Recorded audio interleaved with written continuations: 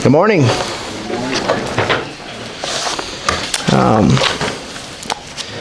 Appreciate all the thoughts, buddy, behind your name choosing. I guess I'm one that doesn't think quite in that depth, but it's neat when other people, we're not all the same, so what Buddy was talking about is the introduction into this world, so to speak. We're all born, every one of us sitting here, and it's where we start our journey. The topic that I am planning on talking about is something that we'll be affected by, especially in America. And the first question I have is, are you controlled by artificial intelligence? You might be thinking, what are you talking about? AI controlled? Surely not. I hope this is not the case, and I trust most sitting in this room can give a definite no. But also I know how stealthy this programming can be and how it can rope us in without us knowing it. So what I'm going to be talking about today is something I've been thinking about, something I've been working on in my life, is the use of electronic devices. There's a certain aspect about them that is very alluring, and I've not always withstood that. I also think they can be used for good, so I want to make sure that gets said as well. But a lot of what we're going to look at is the negative effects of it. Some studies that have been done, and some authors, and some of my ideas too. I made this drawing here. Now, before I show it, well, actually it doesn't really matter, I guess. So, I made this monster. And if you see there's a little guy there running away, it kind of looks funny, but it really isn't. The reason I don't know if you all can see that. Maybe I should pass it around. This side it says, good news, you're in control. So I'll first point at that. Let me hold it right there. Oh, okay, sorry. So you're in control. That's the good news. This monster can't do anything without your consent. The bad news is this monster is happy to take anything you give it. So it doesn't matter how small it is. It can be the smallest moment. He's very happy for it. And unfortunately, a lot of people end up within the jaws of this creature. I'm going to call it, I don't really like to call it technology because I don't think technology in and of itself is wrong, so I don't want to paint that as a monster. But the overuse of technology becomes a monster. The addiction to technology becomes the monster. Time lost or wasted becomes a monster. Anyways, that's what I'm trying to depict there.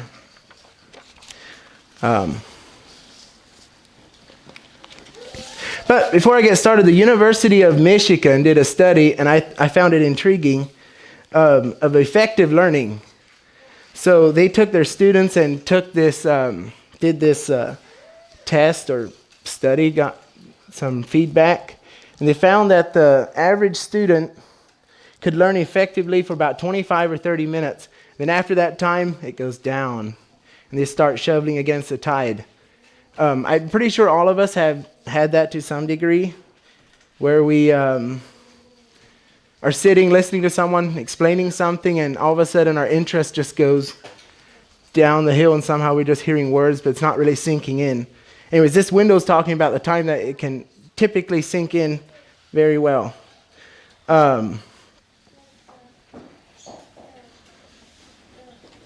This effective learning window can be extended as well with practice, just like building a muscle. But typically, on average, that's what we got. So this morning, I would like to. I'm not going to say I'm not going to go past 30 minutes, but I would like to stay semi-close to this effective learning window, and hopefully things will soak in.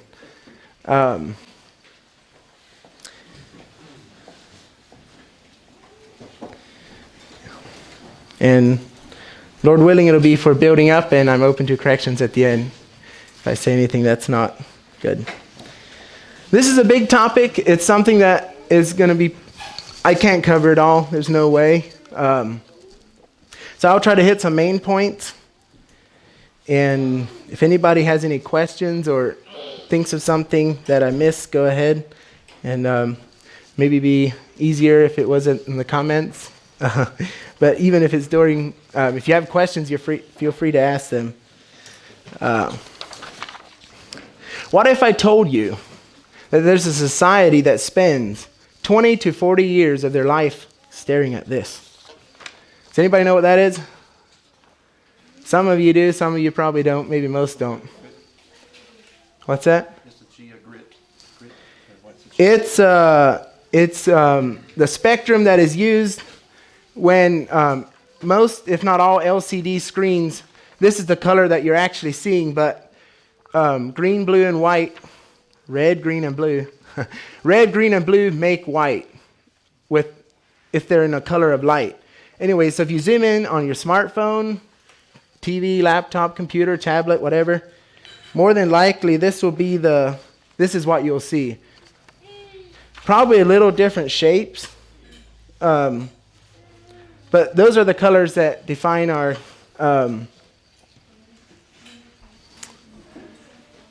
that make the spectrum for all the other colors possible on like a screen, LCD specifically. They may even use it beyond that, I'm not sure. Anyways, so 40 years, 20 to 40 years. Now, not all of that is bad. Some people have computer jobs. Sometimes you have to research something.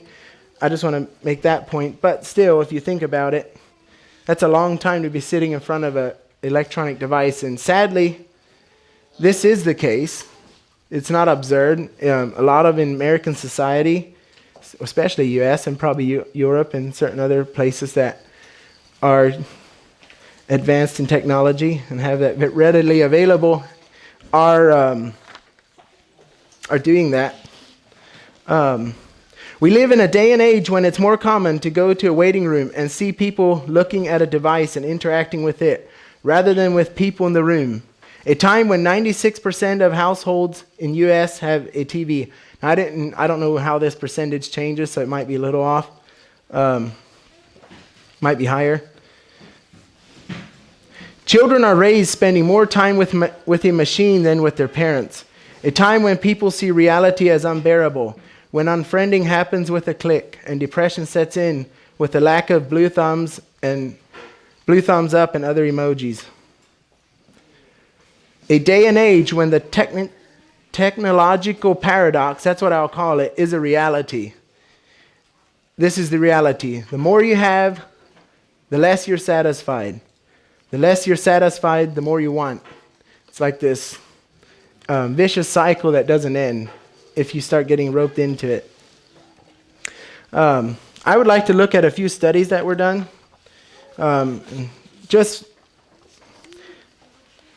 I don't have the time and resources to do some of this stuff, so I'll use someone else's work. This is from DJ Wardisky, I guess how you say his name. An article, software development company called BrainSpire. So this is not these articles that I'm reading are not from people that are against technology. Most of them are either from like Washington Post maybe, or some other,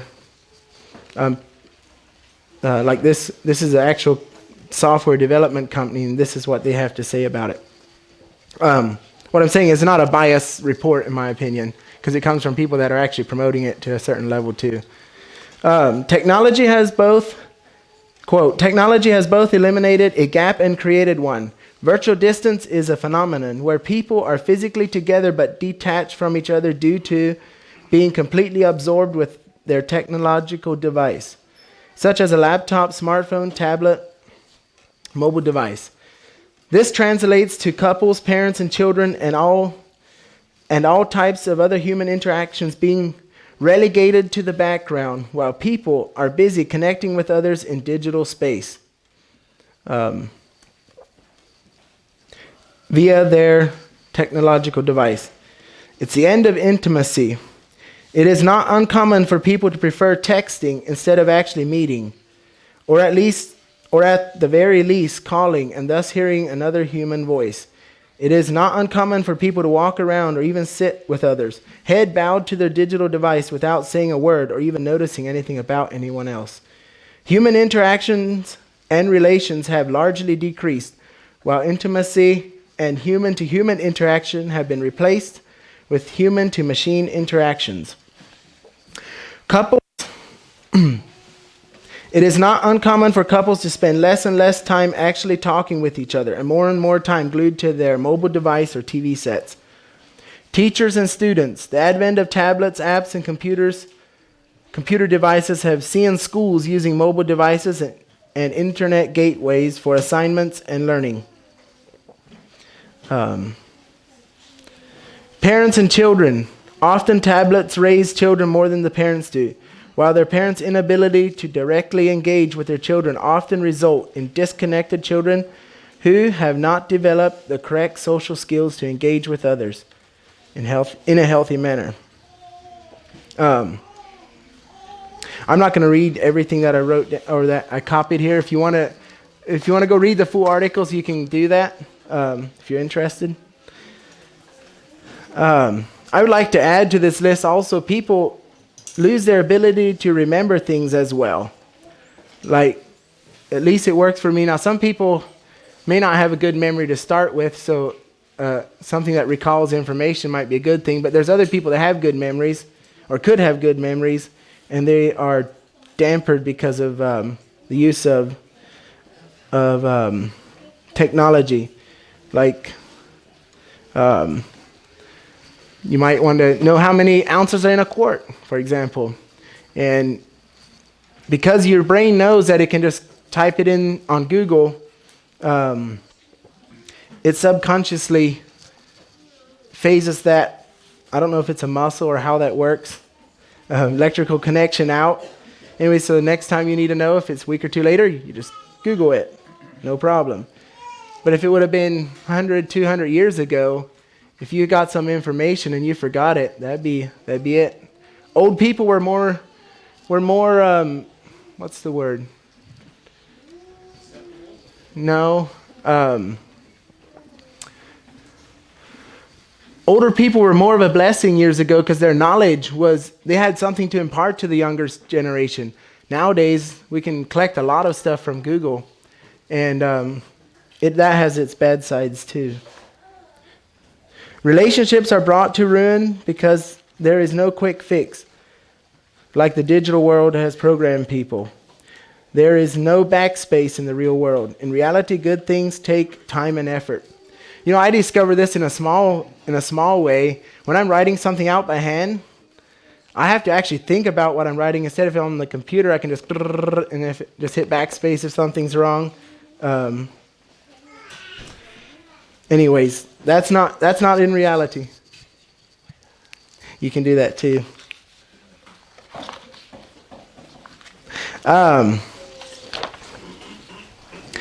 There was a study. This is a short story on NPR. Some time ago, a couple of psychologists were having lunch together at a cafe in Harvard Square in Cambridge, Mass. That makes it sound more official, at least if it's worded that way. I decided. They did what millions of us do as we chat with other people. They put down their smartphones on the table next to them. They noticed something. And this is one of the psychologists. We almost felt like the gravitational pull towards our phones, even though they weren't ringing. We felt this pull. Our phones were sort of calling out to us, even though they were silent. So this got Ward, that's one of the guys, and another researcher, Martin Bowes, thinking, if their brains were occupied at least a little by feeling the phones were calling out to them, what effect might it have on their mental abilities? So with the co-author Kristen Duke and Eilert Neasy, they conducted a series of experiments. They had volunteers come in, take cognitive tests. But there was a catch. Some volunteers were told to leave their phones in another room. Some were told to leave their phones in a bag or pocket. And others were told to leave their phones on the desk next to them as they took the test. Now, all the phones were on silent. Big difference emerged between the volunteers as they took the test, especially when it came to understanding and solving novel problems. What we found is that people did better on the task the further their phones were from them. Those who had their phones in another room did significantly better than those who had their phones on the desk right in front of them. And then those who had their phones in their pockets or handbags were sort of in the middle. Because I thought that was neat, how that study was conducted. Now, here's an older study, so I don't know what it would look like in 2021, but I think this was in 2014. This is James A. Robert, another article that I took a quote from. He's a professor in marketing from the Baylor University, if you want to look it up. And according to a recent survey, recent as in 2014, so I don't know what it's like now, a typical American checks their phone once every 6.5 minutes, or approximately 150 times a day. Other researchers found that number to be as high as 300 times a day. First, I wanted to delve a bit further into the extent of the smartphone's grip on our attention. So in 2014, I conducted a research with several co-authors on the amount of time young people spend on their phones. We found that college students spend an average of 8 hours and 48 minutes on their smartphones each day, a figure that I still find mind-boggling. 79% of us reach for our phones within 15 minutes of waking. 68% sleep with them. 67% check their smartphones even when they're not ringing or vibrating. And 46% state that they can't live without their smartphone.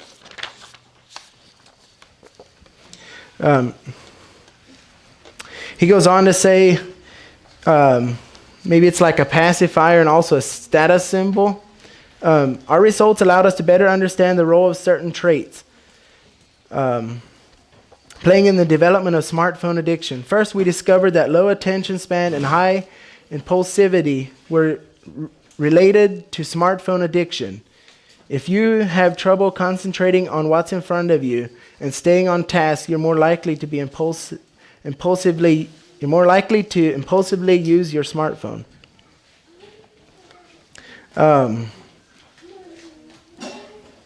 In their study, they also found that the average attention span of a human, this is in 2015, is 8.25 seconds.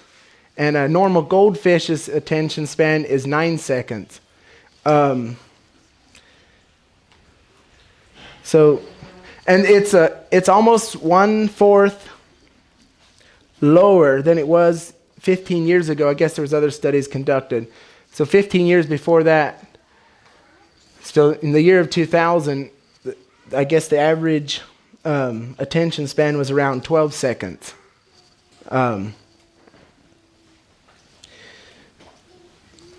When it comes to personality traits, 3 were found to influence your likelihood of being addicted to your cellular device.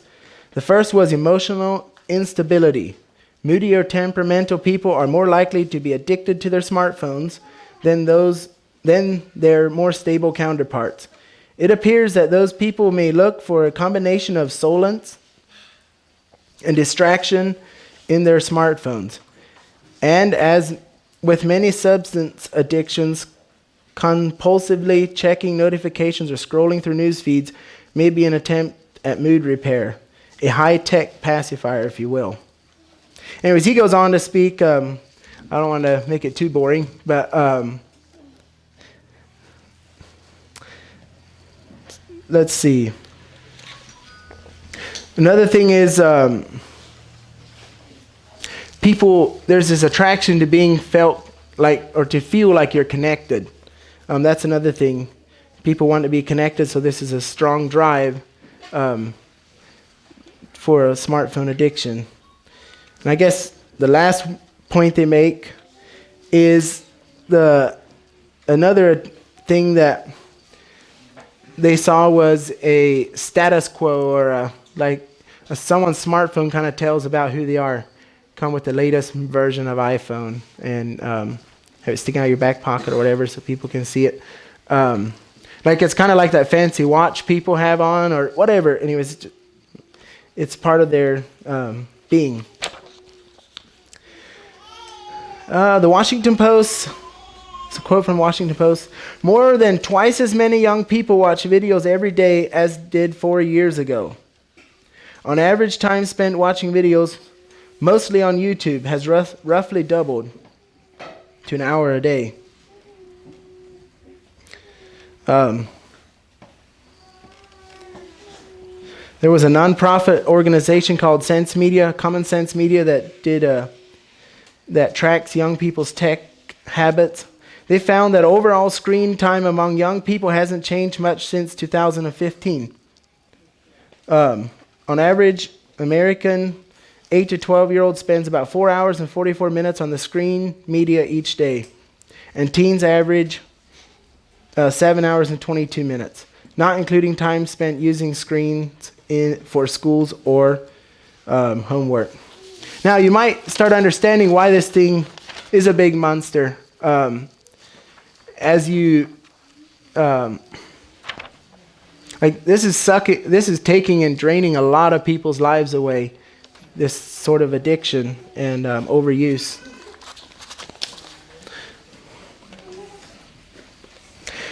The New York Post, I found a few, I don't know if the surveys were conducted on different times, and probably it just shows how a survey is probably more true if it comes out to different numbers than if every survey lined up exactly the same.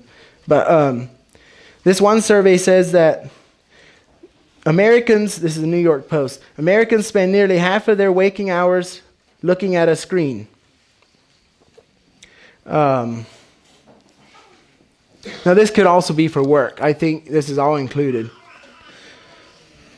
And they did a math. They figured up that would be 7,956 days of someone's life that they spent looking at a screen. And they say it's only growing.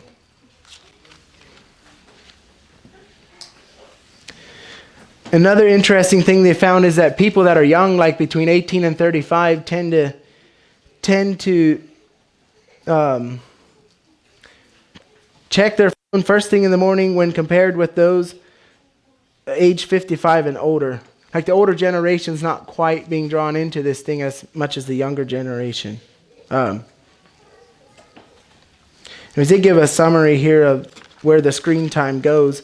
91% to the TV, 74% to the smartphone, 63% to a laptop, and they keep going down: desktop computer, tablet, video game, console, and at the last it's a Kindle and e-reader, 27%. Oh, wait a minute, MP3 players, 26%. But the MP3 player is phasing out because you can use your smartphone for that. There was another study done by a doctor, Richard Turner. I guess he works in the pediatrics. And he was looking at the negative effects, and I'm not going to read the whole thing, but I'll read some of it, of screen time and what's happening to the young children and infants. In part 1 of our screen time series, we explored the effects of screen time on infant and other toddler development. We will now move on to part 2 and look at the effects of screen time on school-age children and adolescents and the impact on the parent-to-child relationship. Let's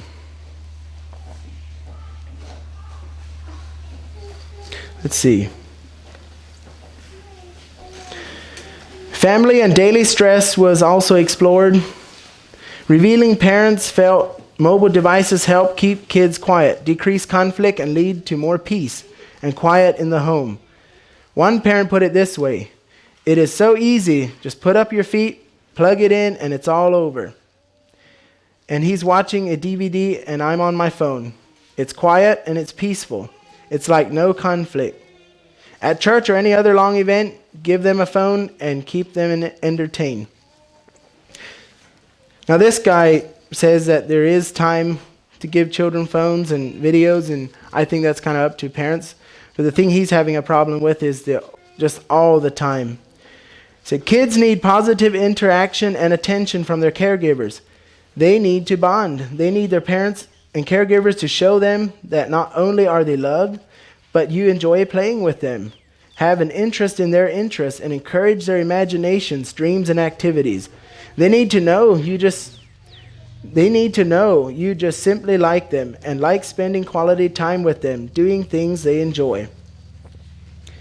Kids need attention. Let's say that again. Kids, then you got a capital, need attention. And believe me, they will get it one way or another. The still face experiment demonstrates this perfectly. It was profoundly illustrates even an infant how crucial it is for parents to be actively involved and engaged with their children.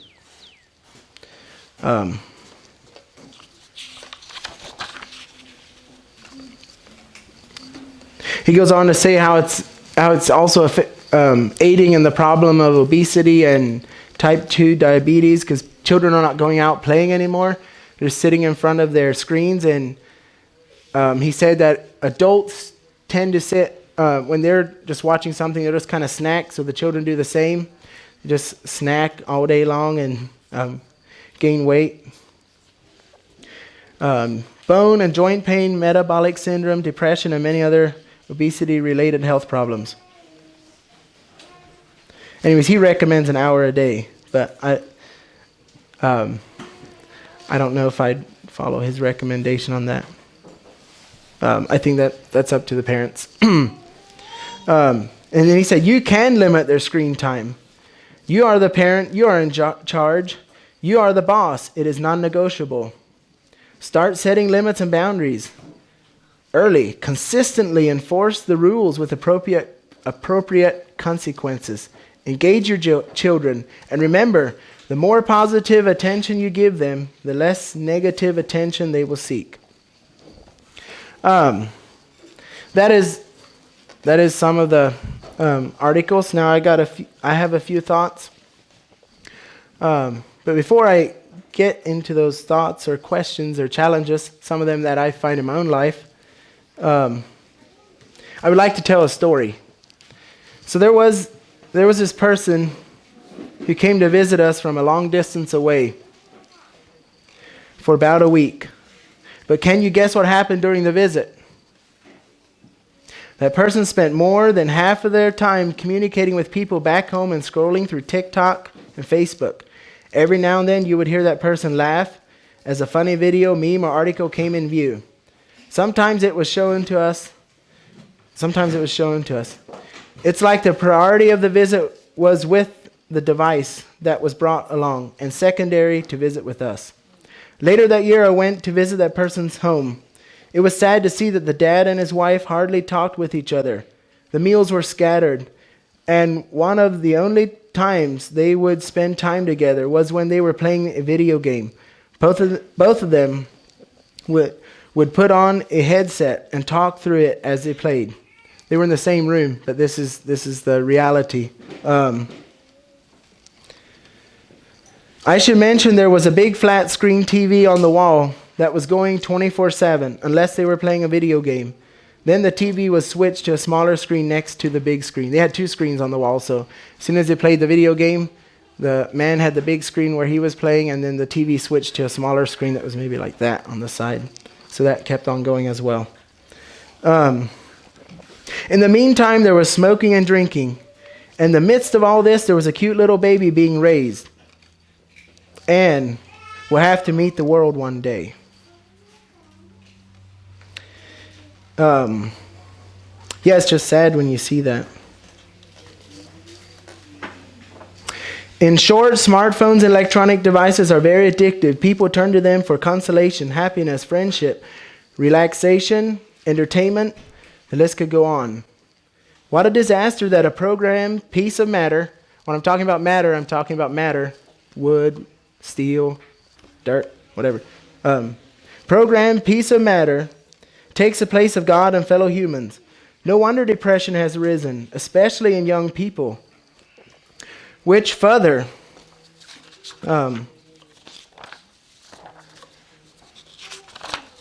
lends to drug abuse and suicide.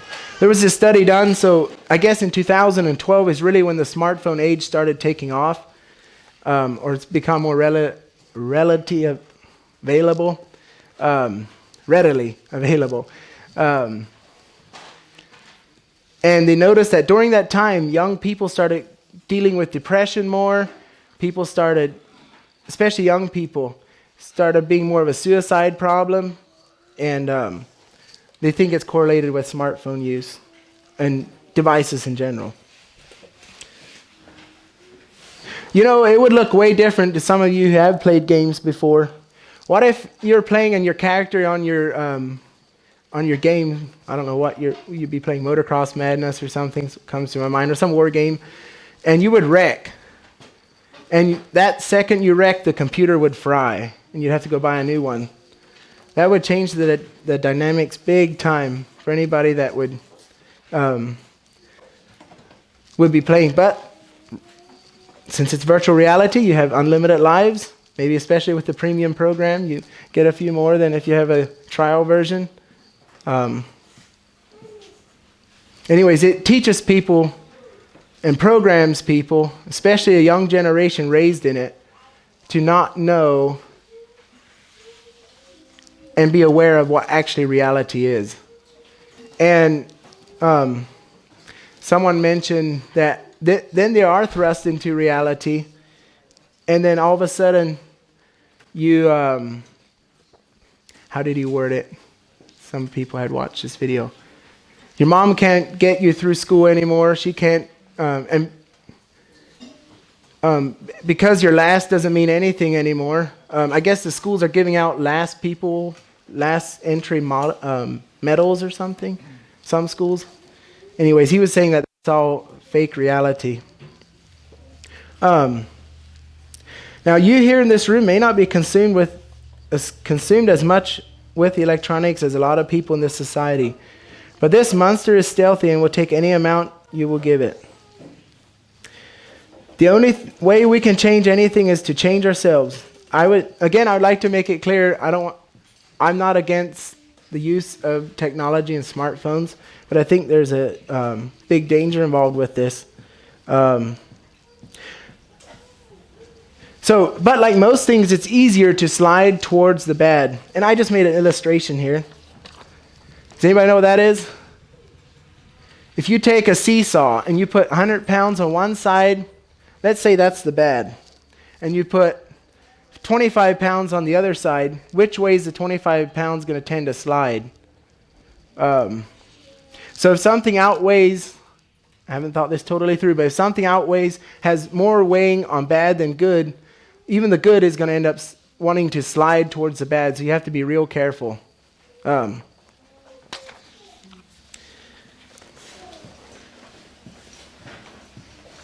Another thing to remember is that young people are a lot easier to program.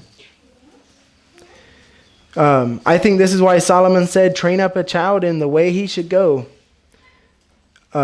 Even when he is old, he will not depart from it. Proverbs 22:6.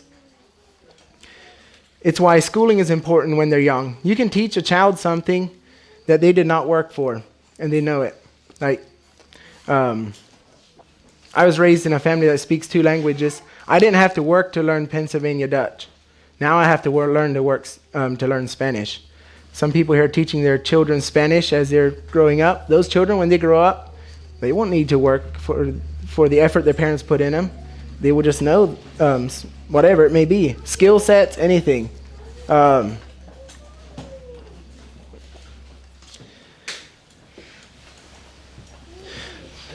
That's also why schooling is important when people are young, because it sets them in a way.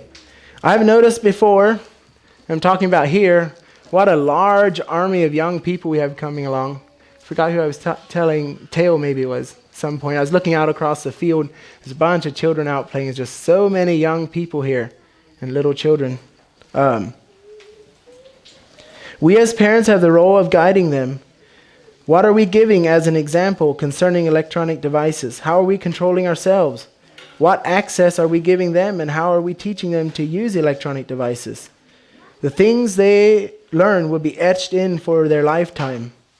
And the concern I have is that we do not see the devastation in totality that this monster has, as it is crushing up the world and the extent of the addiction. Also, we are still in the phase, I would say. Give it another 50 years and you'll really see what this society has led people to be. Once there's older people from the millennials and on, people that, maybe not even millennials, I don't know if there's a Gen X or something, Generation X. Once this young generation that has been totally removed from reality almost, at least in certain parts of the world, what it's going to look like in 50 years. So we're still in the guinea pig time, when there's still tests being done, so to speak. And I can say already, some of the guinea pigs do not look very well, what has happened. So I had a few questions, and this is challenges for me. These are some things I've been thinking about myself in my life, and I know people are not much different, so I assume some of these things are things you have to work with as well. So, do you reach for your phone or device when you have nothing to do? Are you doing something on your phone while your children or spouse are in need of attention? Are you wasting your time watching videos or just endlessly paging through things? Is your use of your phone coming between you and your spouse's interactions? Are you spending time browsing the internet for things you really do not need, hoping you might find a deal? Does your family lack attention as you're talking with someone across the world or even in the community? Is your phone or device distracting you when you're spending time with your brothers and sisters? Does your phone grab your attention while you're at fellowship meals or church services or even get-togethers? How many times do you see something that you wish you wouldn't have seen?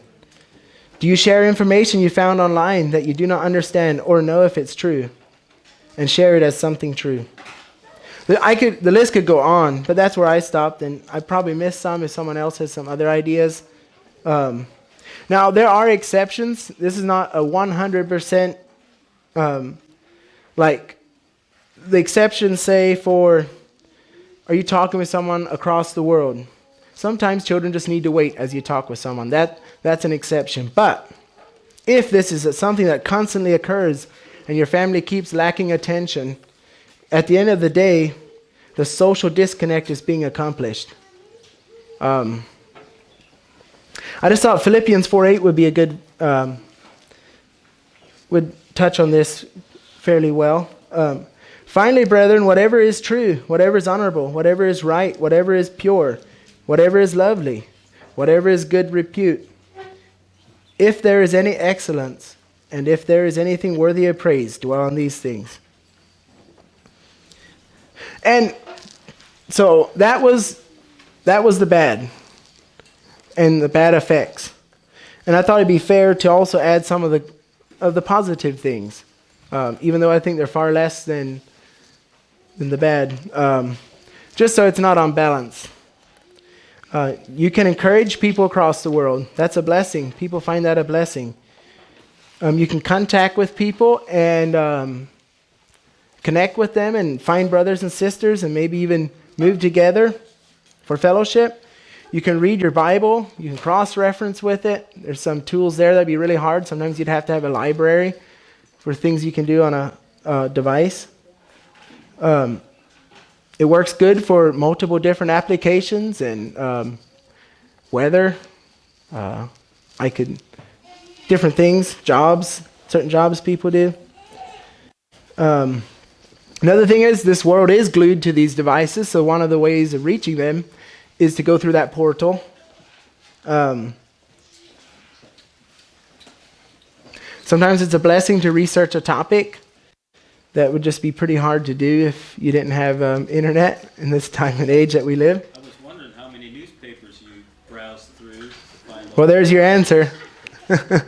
And there's probably more good things that would come from correct use. Anyways, I had a few closing thoughts. Smartphones and electronic devices are tools and not toys, something to be less acquainted with, not impressed with, treated as very addictive, and most of all, given no priority. The only priority it gets is for things that are good and wholesome. If indeed it is stealing our precious moments away, remember, we are being controlled by a machine and its programmers. And I think where Jesus mentioned about that we'll give account for every idle word that we speak, I feel like we'll give the same account for our usage on devices. And this goes across anything that we waste time on. But this is specifically what I'm talking about. So that's all I have. Questions or corrections or comments? Thank you, Lloyd. I really appreciate you sharing those things, and I think we do well to put thought into these things, take heed. We would, even if we found some good purposeful reason to keep a lion or a tiger around us for some real practical reason, we'd do it with great caution and great heed because of all the dangers that would come with it. And I think that's how we ought to view these things. It is a subject that is it's interesting to me. It's important to me.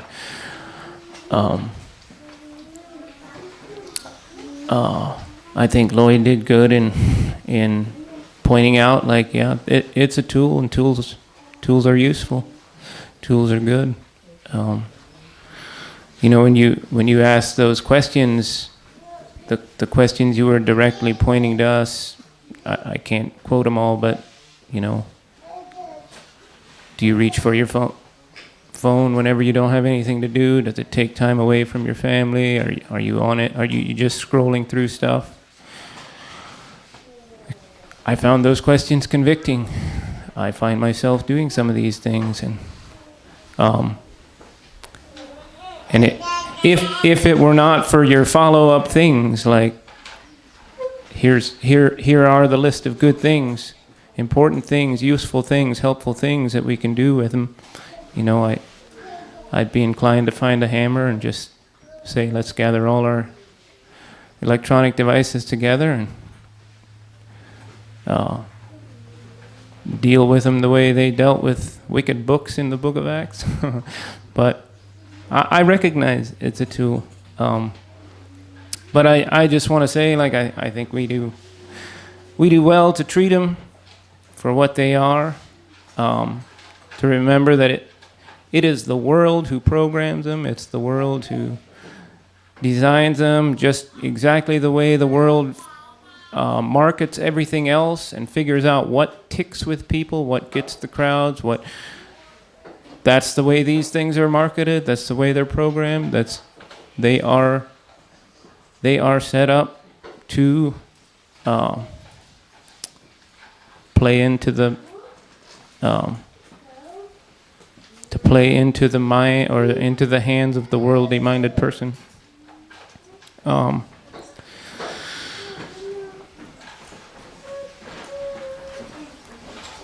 You kind of touched on this, but I think one of the reasons that studies would show that depression, discouragement, suicide, all those things increase with the increased use of these things is because when you people,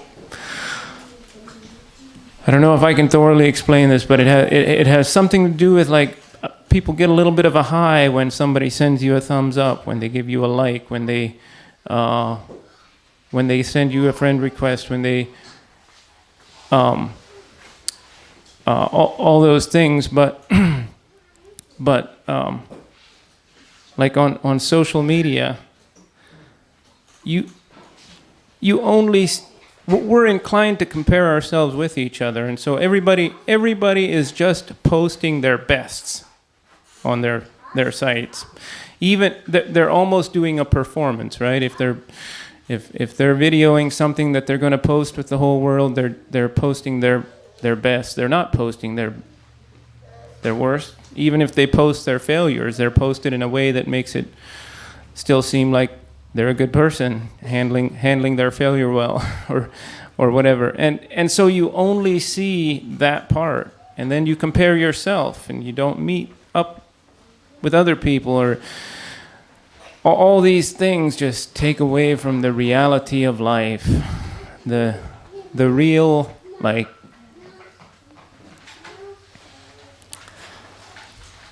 sitting beside each other.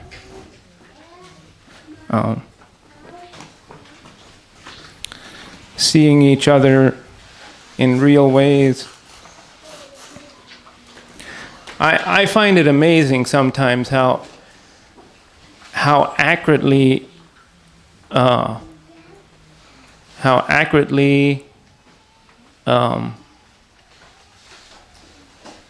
they name some of these things, like Facebook. That's exactly what it is. You see the face of people, or even www, World Wide Web. What is it? It is a web that covers the whole world, just like one great big spider web, and yes, it catches many people, just like webs catch insects. I've marveled at that in like other ways. I marvel at it when I drive past the downstream casino, and I think, what a perfect name for a casino, just downstream.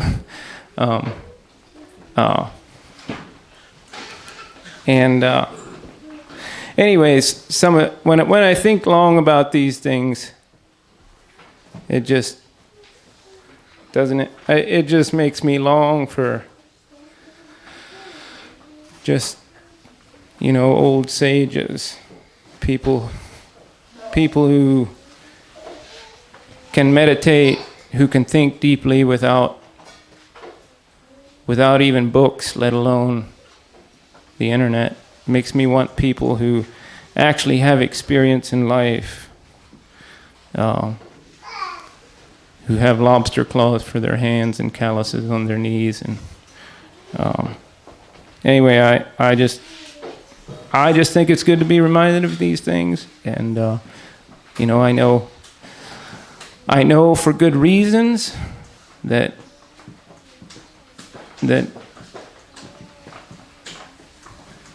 I don't think the approach of the church ought to be to say then, well, here's a danger, so let's practice total abstination, or abstain totally from something that could also be useful. But I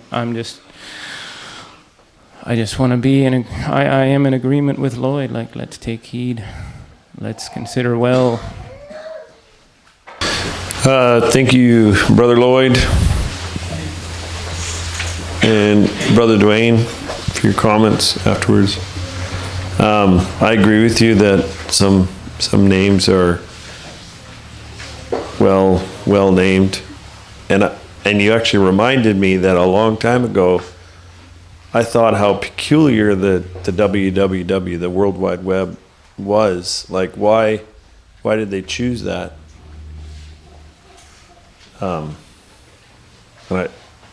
This is prior to me ever having the internet. I never actually had a phone that I could carry around until I was 32, I think. And so that would have been well into the 2000s. And how quickly I have slid downhill. I just wanted to say that I agree with Brother Dwayne that when Lloyd made the list, I found myself cringing quite a bit. Like, yeah, there's a lot of room for improvement And I do agree that obviously, like, I'll just use Will Yoder as an example. I mean, there is a practical application to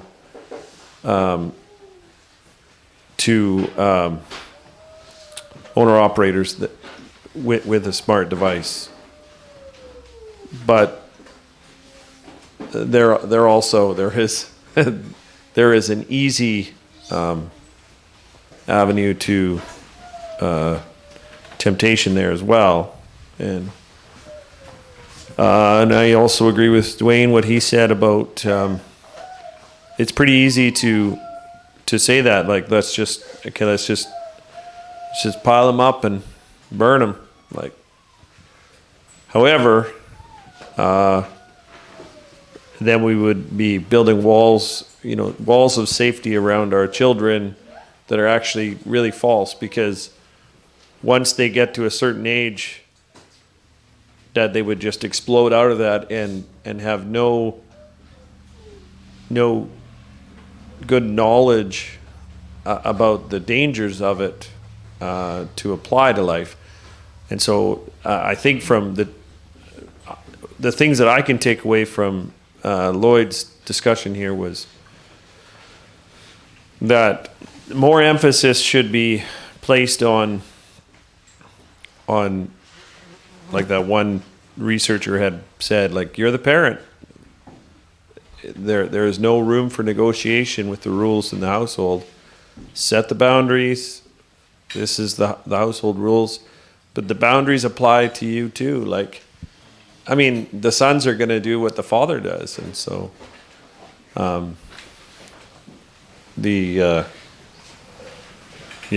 anyway, lots of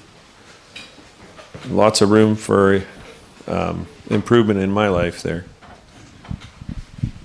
And thank you, Lloyd. I know you're in the restroom there, but it was needed, and I'm glad that I'm an older generation, but even though I had TV growing up, but I gave it up 40 years ago. I just, not as a Christian, I thought it was all about the me generation. I said, I don't need this stuff. I have my own ego to deal with. I don't have to watch television and all that foolishness, but now it seems younger, for the younger generation, I don't know what you call them there, but it seems, as Lloyd and Dwayne and Tyler brought up, it's harder on them. We don't know where it's going, but some biblical thoughts I wrote down would be, of course, it seems to be entertainment, and of the four soils, the thorny soil was rocky. I said thorny. The thorny, the cares and pleasures of the world drowns out the truth. And Brother Michael Ostringer did a wonderful thing on the cell phone years ago. It was great. And it was long. It was about 6 pages. I read it. Michael Ostringer. And it was great. And I don't know, anyone really takes heed to it that much, but it was great on the dangers of the cell phone. I still have that. And I told Michael I agreed with just about everything he said on it. I use one for work, GPS, but I've also looked at foolish things on there. And if you look at one thing, you call it artificial intelligence, they will program other things to come up that you never asked for. For example, someone at work said, a young guy said, there's a white basketball player named White Chocolate. Look, Google him up, and I watched the video for things. So I can get, every time I Google, I get about all white chocolates, different white chocolates, and different basketball players and all. I just did it one time, and I get a half dozen of these other things that, how if you let him in, he'll give you 6 more demons in there, or something like that. But and Dwayne says it does warp our thinking. It warps your thinking. And TV, when I was growing up, it warped your thinking. Okay, this is a drunk. Let's everyone laugh. This is a homo. Let's everyone laugh. The way the world thinks, it warps our thinking. So we would laugh at drunks. We don't talk about the drunk that abused his wife and the children grow up in that family and how terrible a sin it is. Or the homosexual who's going to be lost forever. But we can laugh at sin by these these electronic devices, the video, how evil it is, and yet people, we just poo-poo it, we can poo-poo it. Well, that's how a drunk walks, and that's how a homo walks and talks, and it's evil. It is so strong. He is the roaring lion, and he's trying so hard to get us, and that easy way is through that. Well, maybe it was yesterday, I worked a few hours yesterday, and someone went in to take a delivery. They said, no, I don't want to go to that person. They stiff you. That means they don't tip you. And I said, well, maybe it will be Bill Gates. Maybe he'll give you $1 million. And like this. And they said, well, he's the richest guy. And they said, no, he's not the richest guy. Don't you know who it is? It's Bezos. He's Amazon. Amazon's the richest. Right, Lloyd? It's all the cell phone. Whatever. If it's an Amazon, the computer, yeah. So it's and I thought Bill Gates, I guess he's probably in the poor house. He's not in the poor house, but it's all about the internet or something like that. But the psalmist said, I will set no worthless thing before my eyes. We should do that. We should do that. Helen Keller, she wrote, if I had 3 days to see, what she would see. I don't think she'd put down in one of those days, I want to go before a computer and look at all this gobbledygook and all that stuff that's out there. We have our eyes. We can see the constellations at night. They declare the glory of God. We don't have to look at a little screen and show, okay, this is Ursa Minor and Ursa Major, and that is, what do they call all these names for the stars. You can look at the real thing in life, face-to-face communication. And I know we all know that, but we need to go over that. It's face-to-face communication. Can you imagine if Max said to Lisa, before he proposed to her, he did it on the cell phone, and then she said like that. There was no face-to-face communication. That's so. Can you imagine doing? This is so ridiculous. And that's not just like that. And Brother Dwayne's message, dead to the world. Yeah, we should be dead. Dead to the world in the sense that it's. We don't care about the next thing. My wife likes to read every day I go to work, which is about, okay, here's the weather forecast for today. And I say, I'm not interested. If a tornado comes, I'll come back. If it's a flood, I won't come back. I'm not going to work. But she loves to tell me, this is how it's going to be when you go out. All the latest thing. I say, Sarah, I just don't want to know. Life has surprises. Let it be as it is. But one of the things from the Old Testament, when remember the prophet? Dwayne knows it. Good story, I guess most of you, that the prophet, he went before, told another prophet, here, hit me over the head, wound me. And the other prophet didn't, so I don't know if he killed him or he struck him down, but then he said, another guy, hit me over the head. And so the prophet did, and he hit the prophet over the head, and he wounded him, bloody, and put a kerchief around his neck. Then he went to Ahab, and he told Ahab the story about, there was a certain man who had a prisoner, and I was to guard him, life and death. But he escaped through my hands. And what's the consequence? And Ahab says, you know the rules. It's your life or his. And he said that, yeah, but I got busy here and there. I was busy here and there. So we get busy here and there with this foolish computer. Busy here and there. And we're wasting the time. Today is the day of salvation. That's not, we redeem the time like that. And then you didn't mention, Lloyd, but of course, from the doctors, there's circadian things. That's when you sleep at night. Your circadian things, Tyler. You get all upset when you watch that screen. Your circadian rhythms, all messed up. So you will have night music. What is it? How am I saying? Am I saying it wrong? Circadian rhythms? Circadian rhythms. I'm from Boston. We talk different. Anyway, the it messes up your sleep patterns. And you can have wild dreams and all because you're circadian and circadian things. And that's another one. And I hope that you and Harvey, Lloyd, you have less use for that. The good old letter writing was it's a skill, the letter writing. And it takes time and patience. And that's really something. And the electronic gadgets, it's trying to, one of them is to try to beat the curse. As far as work by the sweat of your brow. It's not just, any type of electronic, thing. It's try to beat you don't want to be a ditch digger or all that. You want, use the forklift and all the other thing. And so it is with these, quote, mind things. It's trying to, I didn't read it, but I knew there was a book called The Brave New World, right? The Brave New World talks about America or any country will be destroyed from within. They're going to be destroyed by their toys, the toys. And the cell phone can be a toy. And it also can be an access. You see one bad picture of a woman, and then pornography can come in. And, you know, for anyone who had that problem, that can do it. It's a bad thing for all of us, all men, even me, you know, a guy. I could look at that and say, hey, that's not, and look at that. And so it is a danger. It is a poison to be avoided over those certain things. But there is good technology and bad technology, as Brother Dwayne and all the brothers said. But anyway, we need that, Lloyd. We need a lesson like that because Satan is trying to destroy us, our families. I guess that's why the Amish, they didn't like TV because it keeps one person in one room, one person in the other room, right? And you wouldn't have your family time together. You wouldn't eat together. You wouldn't have devotions together. You couldn't sing together. And that's what, were you Amish? Yeah, and that's one of the reasons for the TV. But this is 10 times worse, the cell phone, and yet, you know, we can gobble it up like a fish, and we don't have anything to, you know, to say about it. Satan gets an A+. Let's be aware of his devices. And I really think that Michael Ostringer did a good one on the cell phone. Correct me if I'm wrong. I'm too radical. And the Lord be magnified. I appreciated the message, but I think I appreciate the recommendation for smashing or burning, but that's just me. I know that there's a lot of practical things that have been done with the cell phone, but it seems like at some point there's a natural separation of these things. Like the world is going to head to the furthest point, like as Lloyd said in his sermon, that we're just the guinea pigs. And right now, like,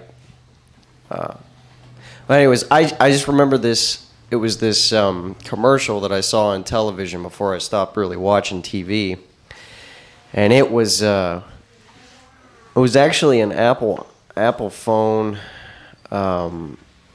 commercial, and on one side of the street they showed all these people who lined up down the sidewalk, and they were grayed out and looked like they had all these old style clothing and stuff on it, and then they zoomed over real fast to this other corner, and there was all these people, and they're lined up to get the Apple phone, and they were like, they had color, and they were happy, and they were doing great.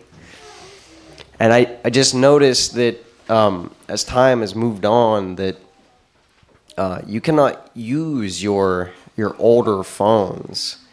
Like, they little by little weed them out. They give you bad updates, and it starts to make it more difficult to use it. Like, you can't just, like, I could hardly even use a flip phone when I had it for the functional purpose of just calling or receiving text message. So I'm just saying, like, somehow I feel like there's going to be a separation. Thank you, brothers, for sharing your thoughts. Thank you, Lloyd, for being brave enough to speak on a subject that probably was by and large researched on the very subject you were speaking about. That takes bravery. The Lord protect you. But nevertheless, I'm grateful for brothers that are willing to talk about these things and seek the Lord in them. Just to add a few points, one point to your pluses, to your good side, the tremendous amount of time that we can save, that I save per day, with a device adds up quite profoundly, surprisingly. It's amazed me. What are you going to do with that time? That was the question that really struck me. What are you going to do when you're bored? When you got nothing else to do? When you've got all your work done in an hour and a half that normally would have took almost a whole day? Connecting with people, figuring out where they are, what's going on, what do they need? You can whip through that in no time with the proper infrastructure. So what are you going to do whether you have saved time with that device or whether you are as David in the Old Testament. I don't think the smartphone was his downfall. It was good people that could handle whatever he needed done and afforded him with extra time. You can create the same scenarios in a lot of situations. What are we going to do with that extra time? Let's invest that wisely in our families, in our brotherhood. We have a site where I can connect with all my drivers as a group within seconds, check in on everybody. Doesn't bother me. I'm not looking for interpersonal relationships necessarily. The fact that we have a group where we do that as brethren, that does bother me. I must confess that we're content with checking in on each other. That's shallow. It does bother me. A brother sends out a message, would anybody be interested in going witnessing? As far as I could tell, there was no response. Had we have talked with each other about that, we could have maybe stirred up in each other a desire to go witnessing. I could have asked a brother, yes, I would have liked to go witnessing, but I'm carrying a touch of flu. Is it a good idea to go or isn't it? So let's be careful. Let's be very, very careful on that level. Business is business. But brotherhood relationships, family relationships are way more important than business. There's no trade-off. If we're using technology and we're efficient in our business, let's use that for an opportunity to invest in our other relationships. If you've saved a lot of time not having to call every one of your drivers, then take that time and call a brother. Converse and stir each other up in the faith. That's what we're here for. The Lord be praised. Yeah, I wanted to share my appreciation for the thoughts too, and a lot of what has been shared by all the brothers.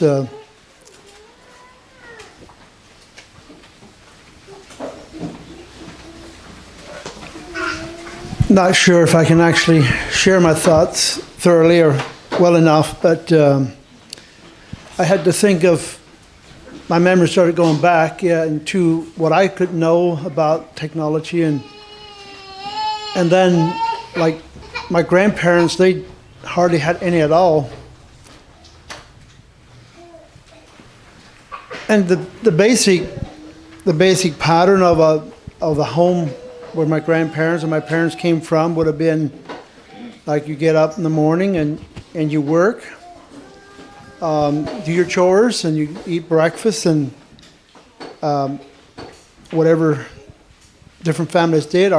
My dad never had any kind of Bible reading or devotions. We went to church for that, but I think other families might have spent some time in. Anyways, then in the forenoon there'd be work, and there's no cell phones, of course. In at noon there'd be lunchtime, and then I thought of my uncle. He would sit down and read the newspaper after every meal, not every meal, but after lunch meal. And my dad kind of did that too in the family life. In our home, got read, and we didn't have a lot of newspapers in our home, but sometimes we did get for a short time, but usually we didn't have the newspaper that much. So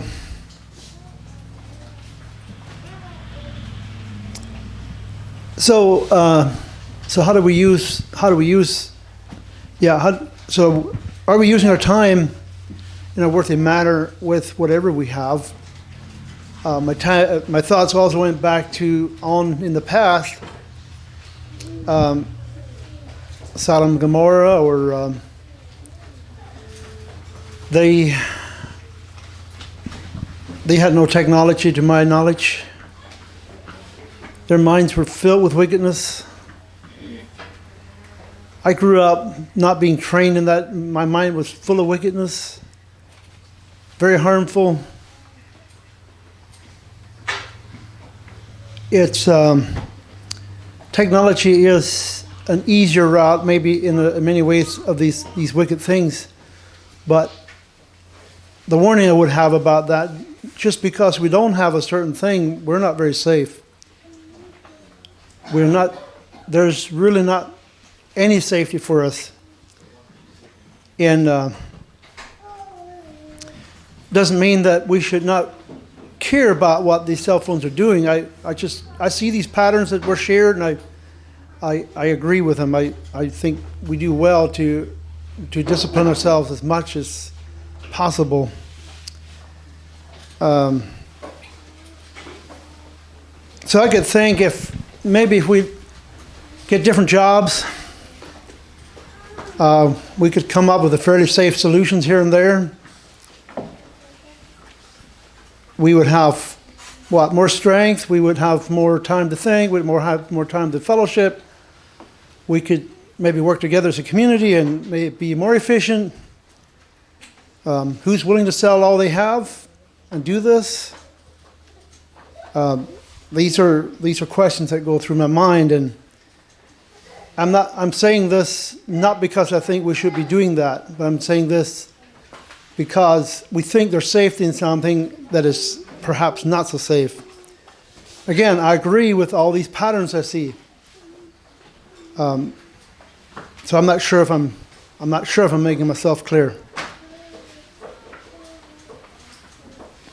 And the things on the phones that they're programmed, like Facebook, they are programmed to captivate people, and that's all the things on there are pretty near that way, excepting maybe the business things that they can be straightforward, but most of the other is designed to catch you, and that's just true. We have to be very, very diligent and careful in those areas if we're going to use them. And I think when I hear these ideas, I feel like just smashing our phones. I think there's an inconsistency involved in that is dangerous too. I just suggest give your phones to me, I'll smash them. No problem. Anybody like that done to their phone, I'll do it.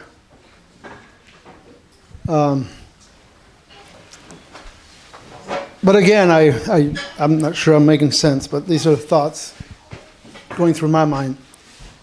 So ultimately, I would not want anybody to think that I'm okay with the phone being used in a bad way.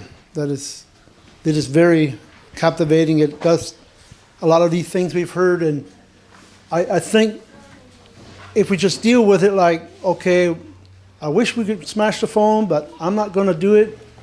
There's just something about that I feel is dangerous. It's maybe defiling the conscience. It's maybe, like one man used to say he thinks cars are bad, but he used it because he had to, he felt like he had to use it. I just felt like that is not right for him. Like, God is displeased with this car, but I have to use it. And it's displeasing to have a phone, but I'm going to use it. I think there's something defiling about that. But there's something within us, I think, getting broken down that is bad. That's maybe just as bad or the same bad as the other bad we're trying to save ourselves from. If that makes any sense. And then I could think about like our work again. Is our work competing with our families? In so many different ways we can get caught up in. I think we had no phones. We had no television. Like Robert had to babysit him, and I think we had more thoughts about things. I think we thought more about inventing things.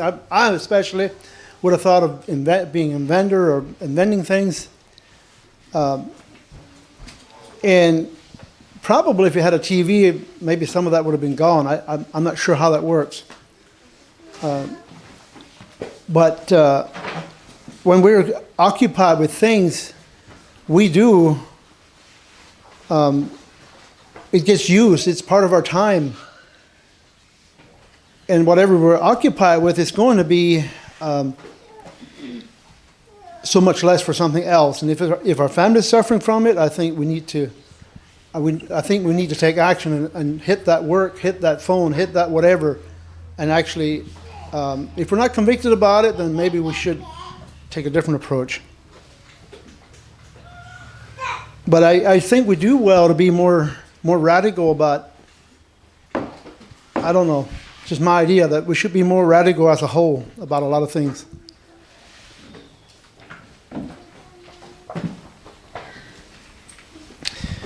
I could think of many scenarios where we wouldn't hardly need a phone anymore, but that's probably another subject in itself. But anyways, whatever I'm saying here, I'm not trying to say this in defense of, like, the phone is okay. It is definitely in the hands of the ignorant, in the hands of the youth. It will get used wrongly, and older people as well.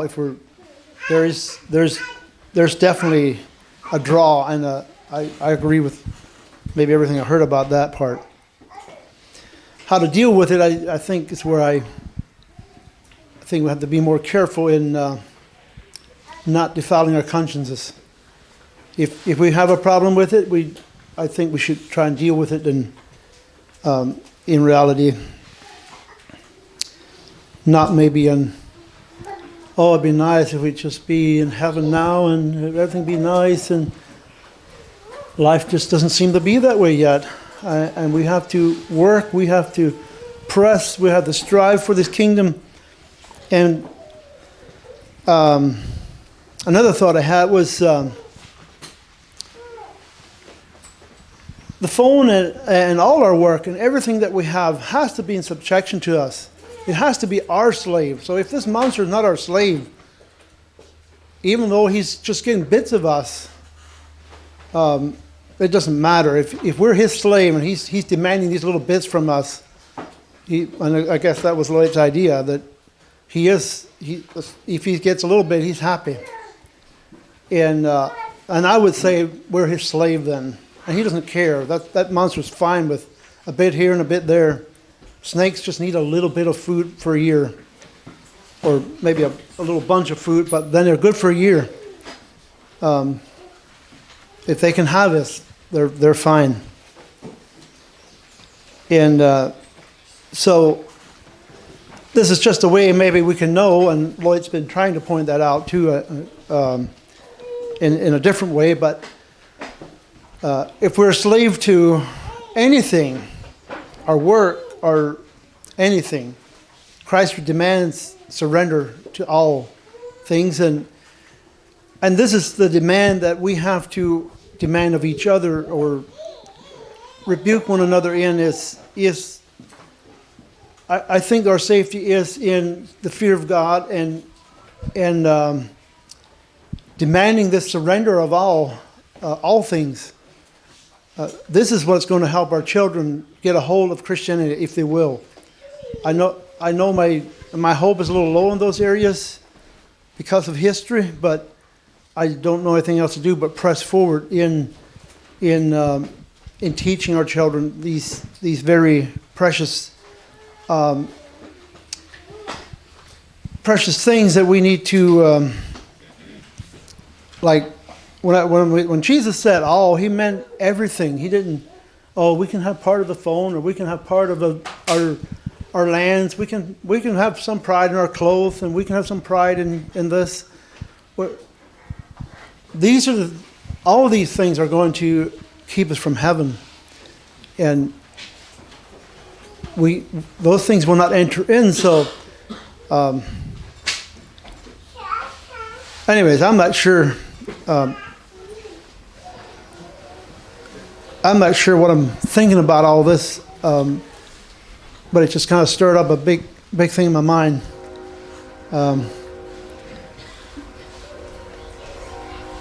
I really appreciate any effort we put forward to recognizing these dangers and staying from them. But It's not just in the phone. The phone is a big thing, though. There's something about the society.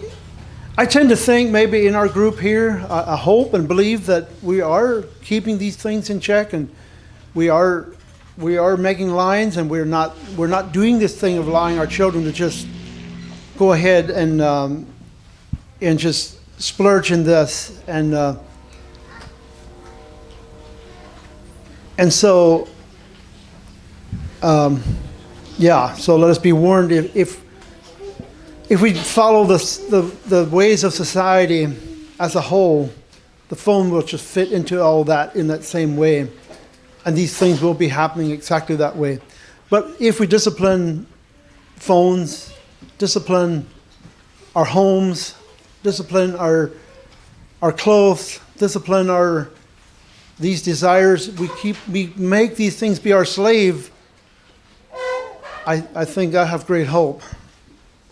Anyway, I don't know if any of that made sense, but God bless us all. I just had a quick thought as far as doing something that we feel condemns ourselves.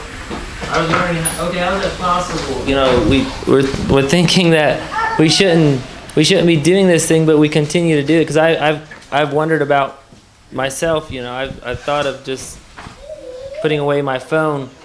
Anyways, I thought of Daniel and I did a tree job one time where there were a bunch of these maple trees with a bunch of tall branches on them, and when I went up there, I was very uncomfortable on top of that tree, and I didn't really want to be there, but so in that way I would have rather been out of the tree, but it was something I had to do because it was my job, and so I was up in the tree feeling uncomfortable with the thing I had. But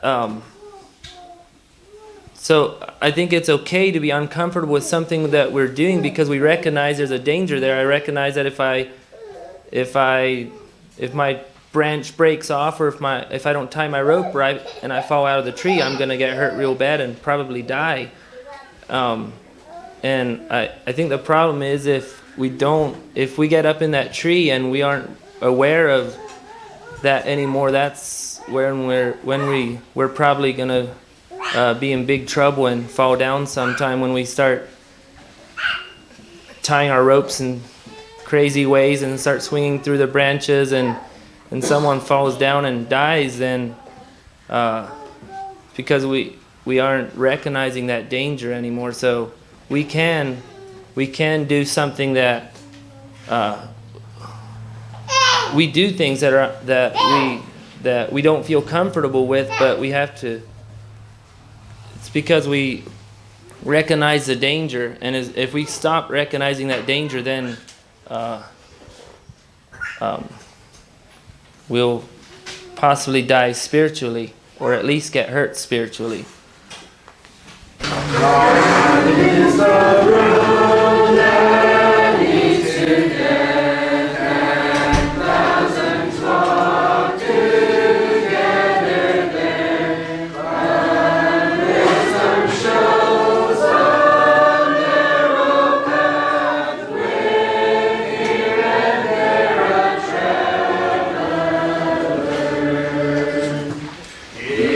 Deny thyself and take